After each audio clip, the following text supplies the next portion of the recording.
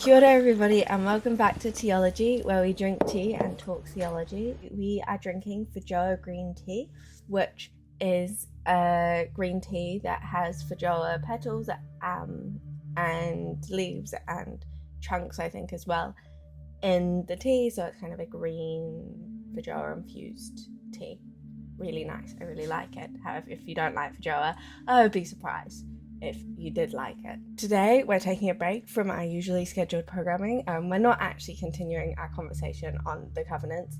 We are talking about a kind of interesting idea I came across in one of my readings at uni. Now, this reading is by Josef Pieper, a theologian, and it was a quote that he had in one of his works that just really got me thinking. And so I thought I'd do a little bit of pontificating, a little bit of talking on that, and I'd love to hear some of your thoughts as well. So the quote is, "Every external act is of social consequence.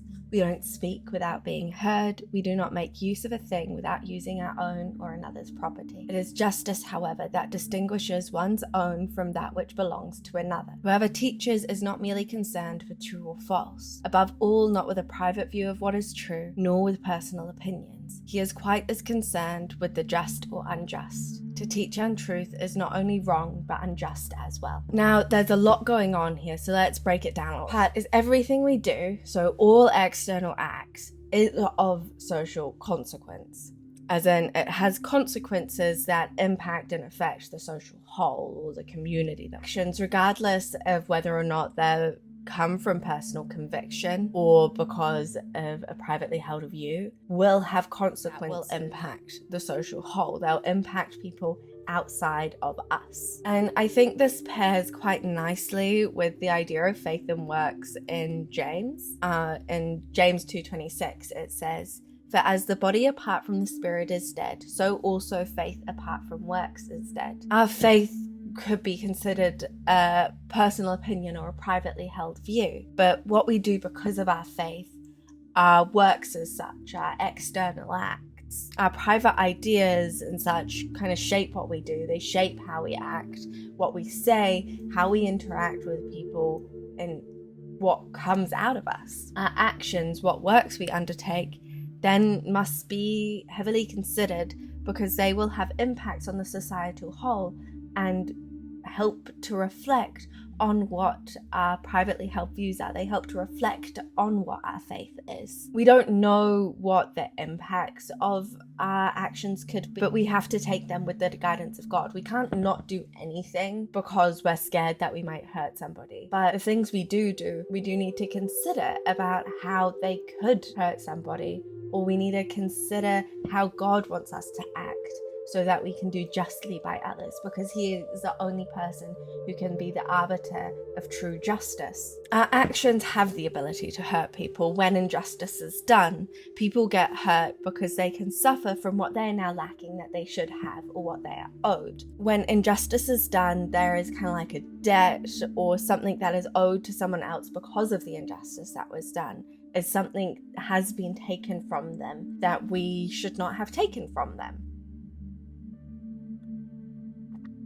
So then the second part of the quote focuses a bit more on the idea of teaching and what we do when we teach.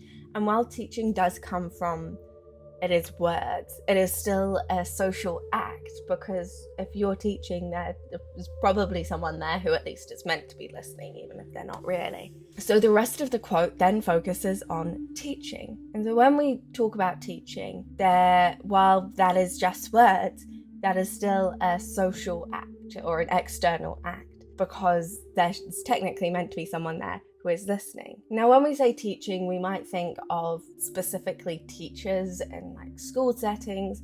We might think of the teaching at church. We might think of the pastor or vicar or priest as the people who teach. However, part of what you say is helping instruct people, and that instruction can be said to have influence over people. However, we all in some way, shape or form have influence over those who we are close to. People listen to what we have to say, and we listen to what other people have to say. And the advice of people close to me can change what actions I decide to take or how I decide to undertake what I want to do. because I value their opinion and I value what they have to say. And that's kind of a part of living in community, that a parent teaches their kid or a friend guides a friend. We all, in some way or another, are influence each other or teach each other in some ways, while it might not be in the traditional ways that we would think of. And this could be explicit or implicit ways of teaching, or better word, influencing each other. Where we share on social media, and I think we've seen it more than ever recently, has the ability to teach others or has the ability to influence others' decisions. Now, this isn't happening in every aspect of our lives, and it doesn't happen with every single thing that is put on social media, but we don't know what we put on social media will influence people or not. And that goes in everywhere, but especially in social media. In that sense, if you share anything on social media, you're kind of technically an influencer, because you have the ability to influence people. But this means that when we share our personal convictions or our privately held views and opinions, we then have the ability to hurt people or to do injustice. Because, well, for me, it might be something that isn't of consequence. It could be of consequence for somebody else. And the actions that are then undertaken from those ideas could have significant hurtful impacts.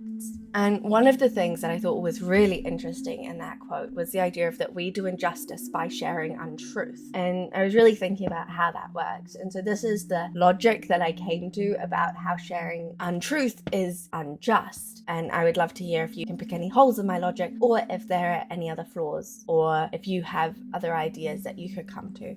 But I am coming from all of this, as well as a foundation of the idea of justice and what is morally right, from a Christian worldview. So I will be building the logic from the Christian worldview. So how is it unjust? So by sharing untruth, we limit people's access to the truth. We put a barrier in the way to them finding out the truth and also being able to accept the truth. As a Christian, a fundamental part of what we are called to do is to help people find Jesus, or as he calls himself, the way, the truth, and the life. Jesus is the truth. So when we share untruth, we share messages that are against Jesus.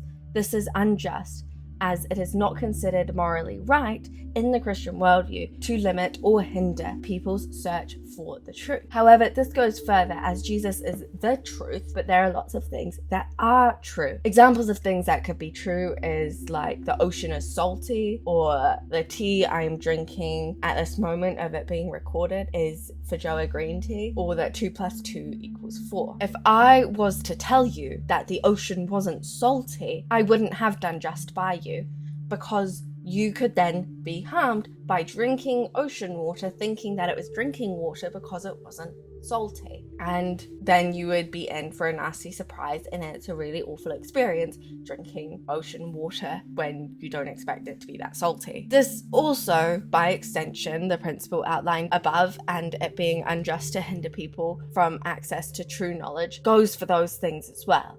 It is unjust for me to hinder people from access to that as true knowledge. Ultimately, we owe it to those around us, to the social whole, to the community, to our neighbors, to speak truth. When we share untruth, we are taking their ability to know and believe the truth and true information. So therefore, to share untruth is to be unjust. This is particularly relevant if we look at sharing misinformation or disinformation. So misinformation is false information, so things that aren't true or untruths that are shared because they believe it to be true. The person sharing it believes it to be true. Disinformation is false information that one shares despite knowing that it is untrue. Disinformation often turns into misinformation, and social media is a breeding ground for this pipeline of disinformation into misinformation. And ultimately, incorrect information gets shared regardless of what the person believes about the information. And in our sharing of things that we have not fact-checked through reputable sources, we run the risk of doing unjust acts.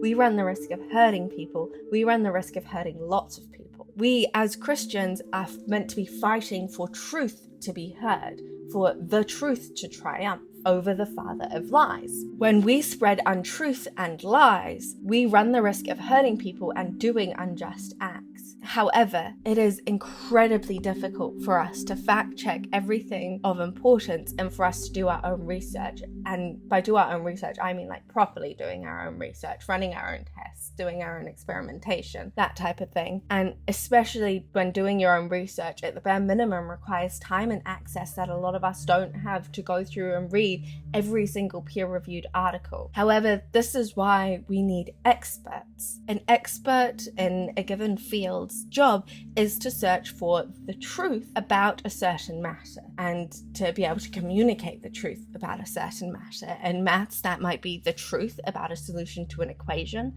In medicine, that might be the truth of a cure or a vaccine to a disease, or a medicine towards a disease, or chemistry, where the truth is about the truth of the interaction of particles. All of this comes from understanding things at a level where we might never be able to. And that's we as lay people, and that's also we as in experts in other fields. Like, you might be an expert in your field at your place of employment, at your software engineering of that specific program, but you are not going to be an expert as well in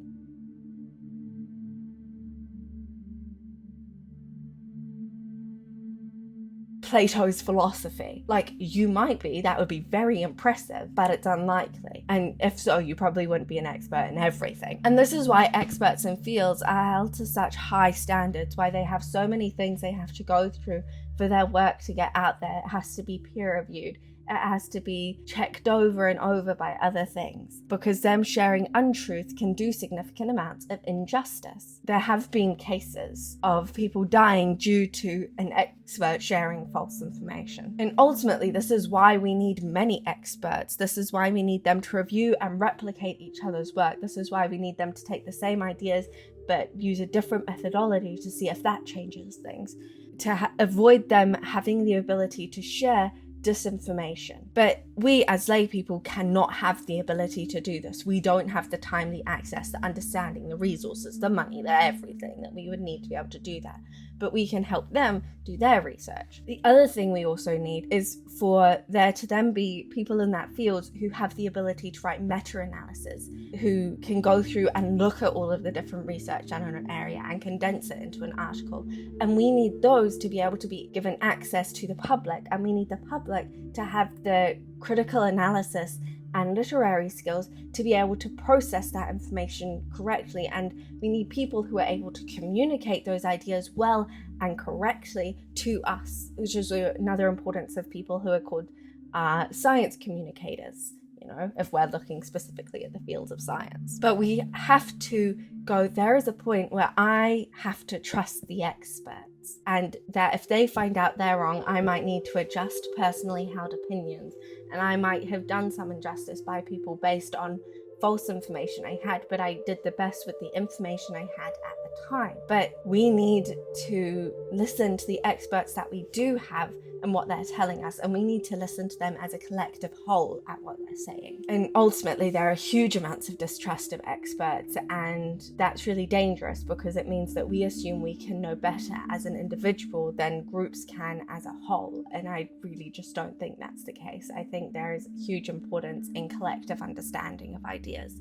because people will all understand things differently, and when you combine that understanding, it can be understood better. This is why you have teams of people who work on research projects. We need to know as well that while the decisions we make might be of moral conscience, that it might be a conscience vote, that it might be a privately held view or opinion, that this can still have significant impacts for many people if we act upon it, and how we act upon it. That has the ability to do huge amounts of injustice, but it also could have the ability to do huge amounts of justice and to help lots of people and to lift lots of people up to spaces where they would not have been before, to lift people into equal standing with others, to give people equitable access to the resources that they need to be able to live well and to be able to have clean water and all of that stuff. Whatever we do, any external act has the ability to just have huge consequences for others that we might not even think of, that we might not even realize could have been a consequence. And we can't then think of our decisions impacting us alone,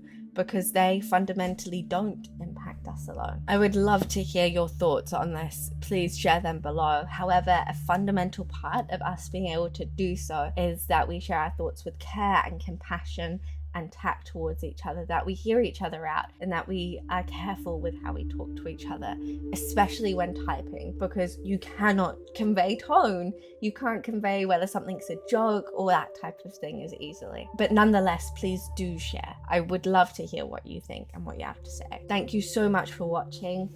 Bye!